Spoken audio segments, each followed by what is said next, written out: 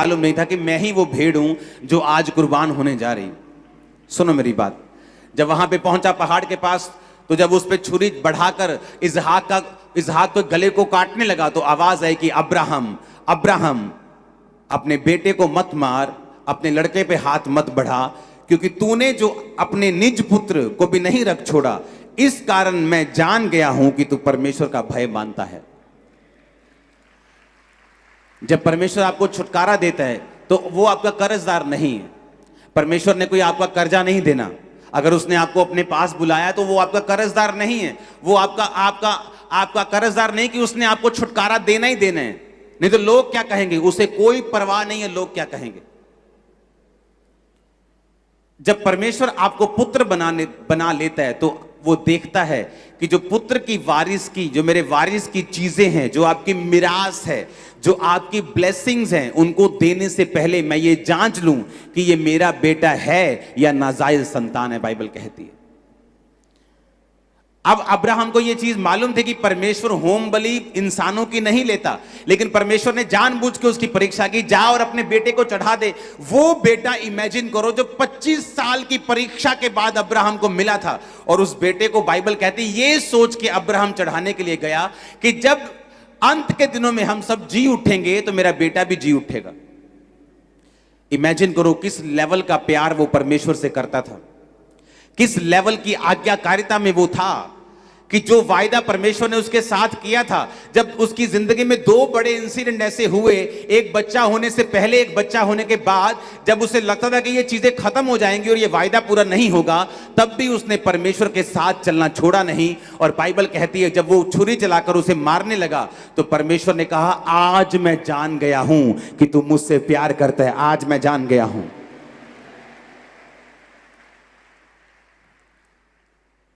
और परमेश्वर ने फिर कहा, अब मैं तुझसे बड़ी जाति बनाऊंगा, अब मैं वो सारे वायदे तेरी जिंदगी में पूरा करूंगा। मेरा परमेश्वर आपको अब्राहम के समान बढ़ाए, वो आपकी जाति को इसहाक के समान बढ़ाए, वो आपके लोगों को अपने समान बढ़ाए। आमीन। ऊंचा ये बरकत आपकी है। Hallelujah, hallelujah. बाइबल कहती जब अब्राहम ने इधर उधर देखा तो वहां भेड़ फंसी हुई थी। जब उसने देखा, आंखें उठाई, तो क्या देखा कि एक मेढ़ा, 11-13 आयत में लिखा, एक सींगों के समेत अपनी झाड़ी में फंसा था। आप जानते हैं अब्राहम जब घर से निकला, मैं आपको वचन इसलिए सिखा रहा हूं कि आपको मालूम हो कि अगर किसी ने छुटकारा पाया है तो इत्तेफाकन नहीं पाया। उसकी जिंदगी में कोई इत्तेफाक नहीं हुआ, या परमेश्वर ने पार्शलिटी नहीं की, इसको दूंगा, इसको नहीं दूंगा, इसको दूंगा, ऐसा नहीं किया। अगर उसने छुटकारा पाया तो उसके पीछे कारण क्या था कि उसने एक बड़े छुटकारे को अपनी जिंदगी में हासिल किया। बाइबल कहती जब उसने इधर उधर देखा तो एक मेढ़ा झाड़ियों में, लकड़ियों में फंसा हुआ था।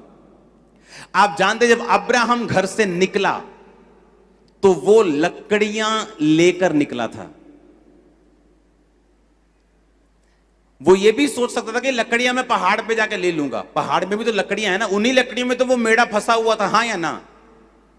लेकिन अब्राहम इस कॉन्शियसनेस में था कि जो लकड़ी मैं परमेश्वर के लिए यूज करूंगा वो मेरे अपने घर की होनी चाहिए।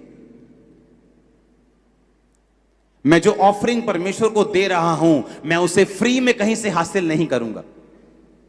जिस जगह पर दाऊद को परमेश्वर ने दर्शन दिया, उस जगह को दाऊद ने खरीदना चाहा तो खरीदार ने कहा तू ऐसे ही मुझसे ले ले। उसने कहा मैं इस जगह का पूरा प्राइस तुझे दूंगा, मैं यहोवा की कोई भी चीज को फ्री में नहीं करूंगा। ये एक निशानी थी अब्राहम के बोने वाले जीवन की, कि वो कॉन्शियस रखता था कि परमेश्वर के लिए मैंने कुछ भी ऐसा नहीं करना जो फ्री में हो। उसे मालूम था, घर से लकड़ियां लेके वो चला और बाइबल कहती परमेश्वर ने भेड़ का इंतजाम किया। अगर कोई ऐसा होता जो लकड़ियां भी वहीं से लेता तो शायद वहां लकड़ियां खत्म हो चुकी होती तो भेड़ा किसी लकड़ी में फंसता ना।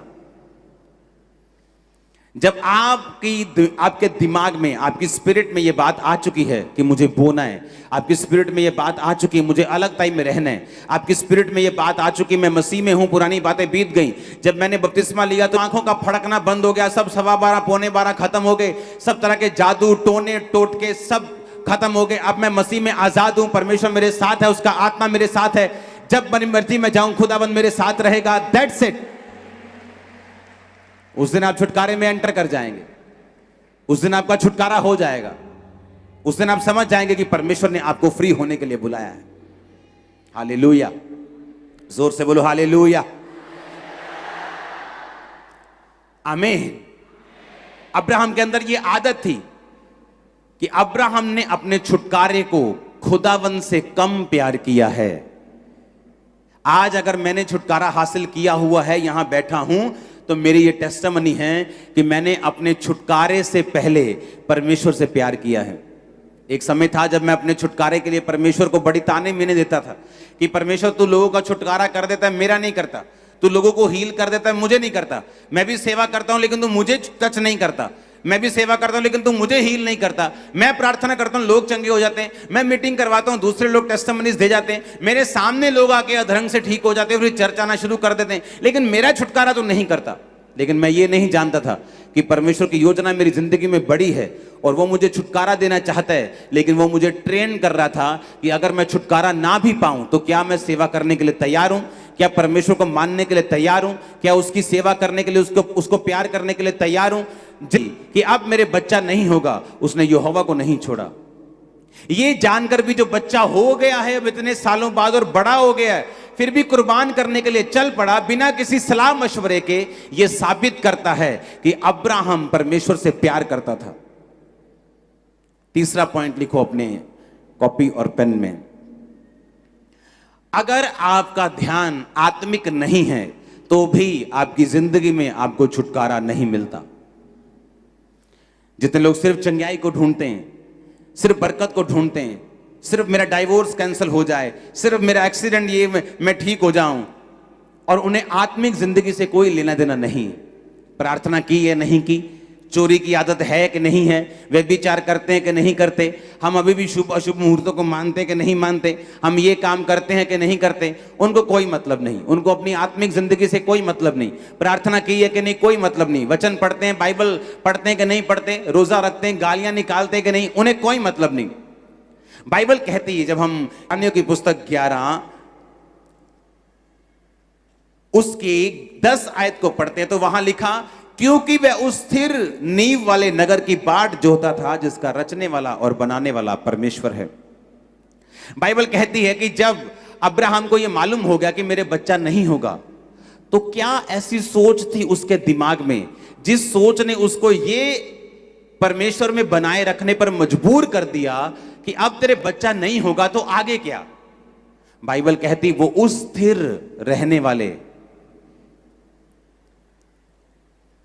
फिर से पढ़ेंगे 10 आयत को, क्योंकि वह उस स्थिर नींव वाले नगर की बाट जोहता था जिसका रचने वाला और बनाने वाला परमेश्वर है। बाइबल कहती है धरती और पृथ्वी, धरती और आसमान हिलाए जाएंगे। धरती पर कोई भी नगर स्थिर नींव वाला नहीं है। धरती का कोई भी नगर स्थिर नींव वाला नहीं है,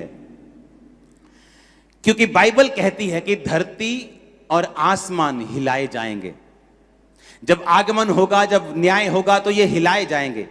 ये किस स्थिर नींव वाले नगर की परमेश्वर बात कर रहे हैं? परमेश्वर हेवन की बात कर रहे हैं।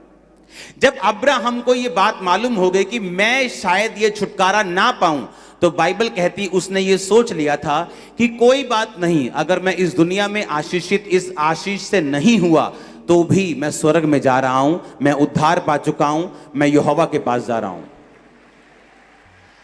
कोई भी विश्वासी तक जाएगा, कहीं ना कहीं जाकर शैतान उसे फंसा लेगा, कहीं ना कहीं जाकर उसकी ग्रोथ, उसकी जिंदगी की आत्मिक ग्रोथ, उसका कहीं ना कहीं वो स्टक हो जाएगा, कहीं ना कहीं वो फंस जाएगा, अगर उसकी सोच ये नहीं है। बाइबल कहती जब अब्राहम को विश्वास हो गया कि अब मेरी जिंदगी में बेटा नहीं होगा, बाइबल कहती किस कारण वो बना रहा परमेश्वर में, क्योंकि वो स्थिर नींव वाले नगर की बाट जोता था जिसका रचने वाला और बनाने वाला परमेश्वर है। अब्राहम ये सोच चुका था कि कोई बात नहीं, अगर ये ब्लेसिंग मेरी लाइफ में नहीं है, मैं स्वर्ग जा रहा हूं। कोई बात नहीं, अगर बेटा नहीं हुआ, मैं स्वर्ग जा रहा हूं। कोई बात नहीं, अगर फाइनेंशियल ब्लेसिंग नहीं है, मैं स्वर्ग जा रहा हूं। कोई बात नहीं, अगर हीलिंग नहीं हुई, मैं स्वर्ग जा रहा हूं। परमेश्वर ने कहा, अगर तुम्हारा ऐसा विश्वास नहीं है तो शैतान तुम्हारे अंदर रुकावटों को पैदा करेगा। तुम्हारी हीलिंग में रुकावट होगी, तुम्हारे छुटकारे में रुकावट होगी, क्योंकि शैतान को अगर ये बात समझ आ गई कि अगर वो तुम्हारी हीलिंग को रोक ले तो तुम परमेश्वर से रुक जाओगे, वो तुम्हारी हीलिंग को रोक लेगा। क्योंकि शैतान को वो बड़ा इंटरेस्टेड है तुम्हारे उद्धार को खत्म करने के लिए। वो बड़ा इंटरेस्टेड है कि तुम्हारा उद्धार जो है वो कभी ना हो। वो बड़ा उसको तुम्हारी हीलिंग रोकने से कोई लेना देना नहीं। उसको हीलिंग ना हो, छुटकारा हो, पैसे की बरकत मिले, उसको कोई लेना देना नहीं। वो इन चीजों को रोकता है ताकि तुम्हारे उद्धार पर चोट कर सके, तुम्हें परमेश्वर से दूर लेके जा सके। और बाइबल कहती अब्राहम इसीलिए बना रहा क्योंकि उसका जो दिमाग था वो उद्धार की ओर था, वो मुक्ति की ओर था, कि वो उस स्थिर नींव वाले नगर की बाट जोता था। पढ़ेंगे उस आयत को जिसका रचने वाला और बनाने वाला परमेश्वर है। आमीन।